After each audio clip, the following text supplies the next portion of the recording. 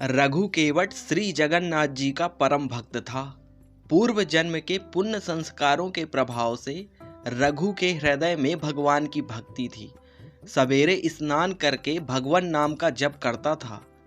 भागवत सुनना और सत्संग में जाना उसका दैनिक कार्य था। एक बार भक्त की प्रेम भरी प्रार्थना सुनकर कृपा सागर प्रभु ने रघु केवट को अपने दिव्य चतुर्भुज रूप में दर्शन दिए। आइए सुनते हैं उसी रघु केवट की कहानी को।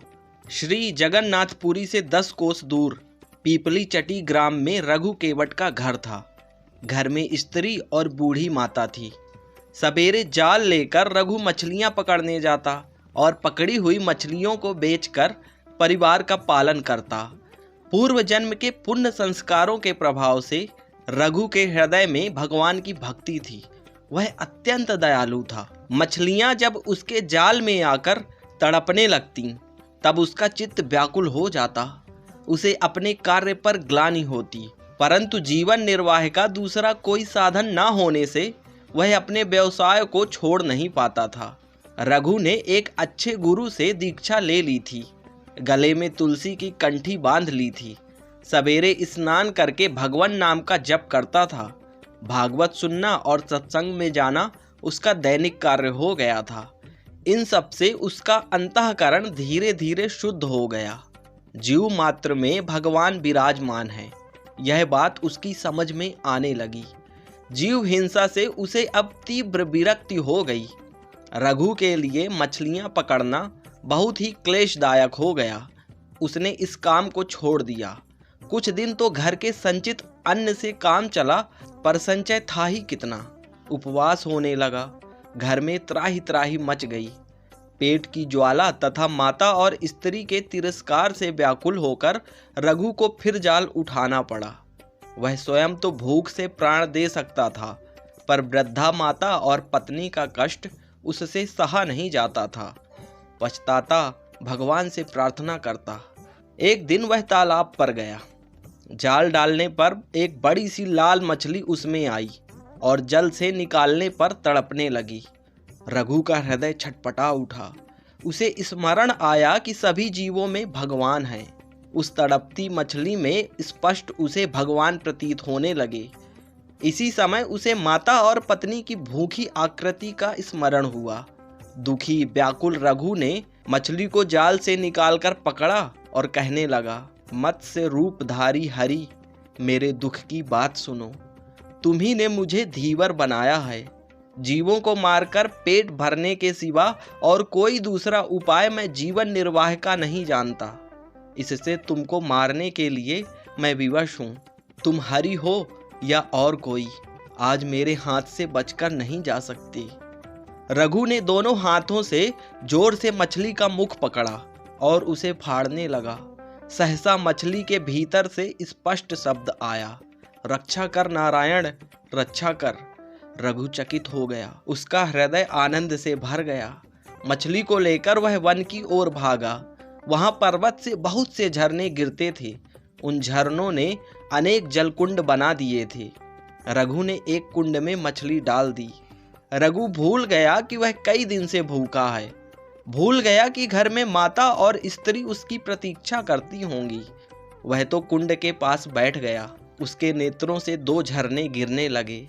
वह भरे कंठ से कहने लगा, मछली के भीतर से मुझे तुमने नारायण नाम सुनाया। अब तुम दर्शन क्यों नहीं देते?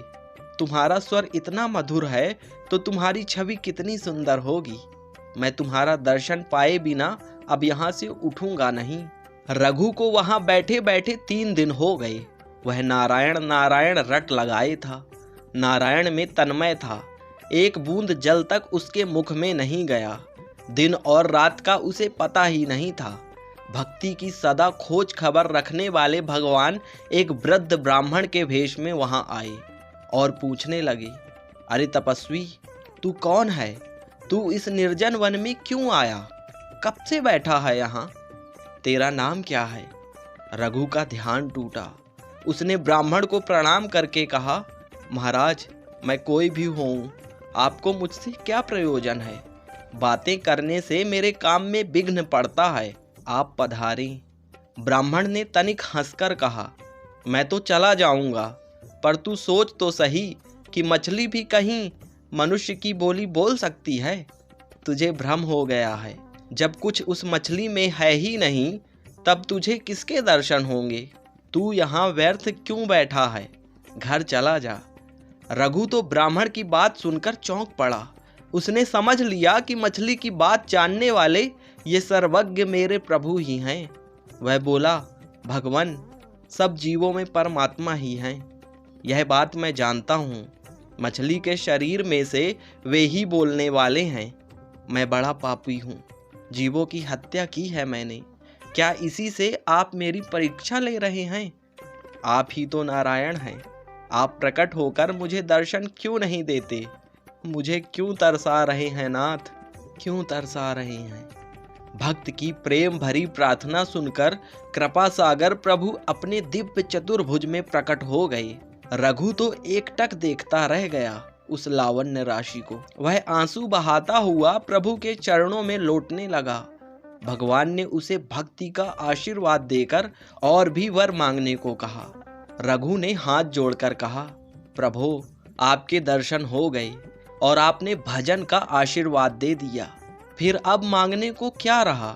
परंतु आपकी आज्ञा है तो मैं एक छोटी सी वस्तु मांगता हूँ। जाति से धीवर हूँ, मछली मारना मेरा पैतृक स्वभाव है। मैं यही वरदान मांगता हूँ कि मेरा यह स्वभाव छूट जाए। पेट के लिए भी मैं कभी हिंसा ना करूं। अंत समय में मेरी जीभ आपका नाम रटती रहे और आपका दर्शन करते हुए मेरे प्राण निकलें। भगवान ने रघु के मस्तक पर हाथ रखकर तथास्तु कहा और अंतर ध्यान हो गए। भगवान का दर्शन पाकर रघु संपूर्ण बदल गया। वह भगवान नाम कीर्तन करता हुआ घर आया। गांव के लोगों ने उसे धिक्कारा कि माता और स्त्री को निराधार छोड़कर वह भाग गया था। दया करके गांव के जमींदार ने बेचारी स्त्रियों के लिए अन्न का प्रबंध कर दिया था। रघु ने इसे भगवान की दया ही मानी। यदि वह घर पर रहता तो जमींदार या कोई भी एक छटांक अन्न देने वाला नहीं था। अब वह प्रातः शौच स्नान आदि से निवृत्त होकर भगवान का भजन करता और फिर कीर्तन करता हुआ गांव में घूमता। बिना मांगे ही लोग उसे बुलाकर अनेक पदार्थ देते थे। इस प्रकार अनायास उसका तथा परिवार का पालन पोषण होने लगा। उसकी माता तथा स्त्री भी अब भजन में लग गईं। रघु अब भजन के प्रभाव से पूरा साधु हो गया। दिन रात उसका मन भगवान में लगा रहता था। वह नाम कीर्तन करते करते बेसुध हो जाता था। अब रघु की स्थिति ऐसी हो गई कि उसके मुख से जो निकल जाता वही सत्य हो जाता। वे वचन सिद्ध महात्मा माने जाने लगे। दूर दूर से नाना प्रकार की कामना करने वाले स्त्री पुरुषों की भीड़ आने लगी। रघु इस प्रपंच से घबरा गए। मान प्रतिष्ठा उन्हें विष सी लगती थी। घर छोड़कर वे अब निर्जन वन में रहने लगे और 24 घंटे केवल भजन में ही बिताने लगे। एक दिन रघु को लगा कि मानो नीलाचल नाथ श्री जगन्नाथ जी उनसे भोजन मांग रहे हैं। इससे उन्हें बड़ा आनंद हुआ। भोजन सामग्री लेकर उन्होंने कुटिया का द्वार बंद कर लिया। भक्त के बुलाते ही भाव के भूखे श्री जगन्नाथ प्रकट हो गए और रघु के हाथ से भोजन करने लगे। उधर उसी समय नीलाचल में श्री जगन्नाथ जी के भोग मंडप में पुजारी ने नाना प्रकार के पकवान सजाए। श्री जगन्नाथ जी के मंदिर में भोग मंडप अलग है। भोग मंडप में एक दर्पण लगा है। उस दर्पण में जगन्नाथ जी के श्री विग्रह का जो प्रतिबिंब पड़ता है उसी को नैवेद्य चढ़ाया जाता है। सब सामग्री आ जाने पर पुजारी जब भोग लगाने लगा तब उसने देखा कि दर्पण में प्रतिबिंब तो पड़ता ही नहीं है। दर्पण जहाँ का तहाँ था, बीच में कोई आड़ भी नहीं थी, पर प्रतिबिंब नहीं पड़ रहा था। घबराकर वह राजा के पास गया। उसने कहा, महाराज, नैवेद्य में कुछ दोष होना चाहिए। श्री जगन्नाथ स्वामी उसे स्वीकार नहीं कर रहे हैं। अब क्या किया जाए? श्रद्धालु राजा ने स्वयं देखा कि दर्पण में प्रभु का प्रतिबिंब नहीं पड़ता। उन्हें बड़ा दुख हुआ। वे कहने लगे, पता नहीं मुझसे क्या अपराध हो गया, कि मेरी सामग्री से अर्पित भोग प्रभु स्वीकार नहीं करते।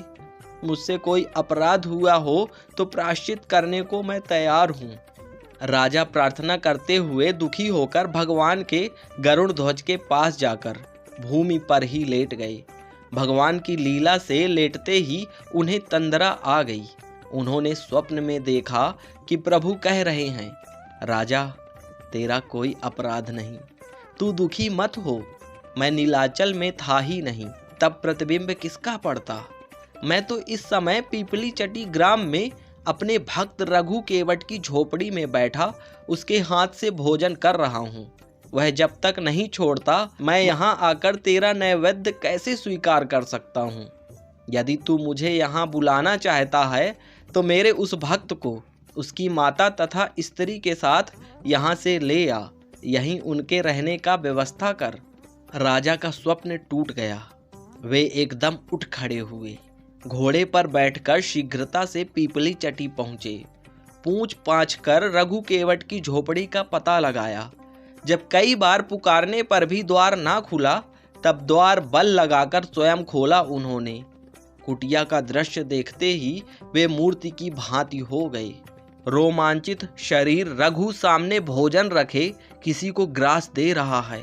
रघु दिखता है, अन्न दिखता है, ग्रास भी दिखता है, पर ग्रास लेने वाला मुख नहीं दिखता।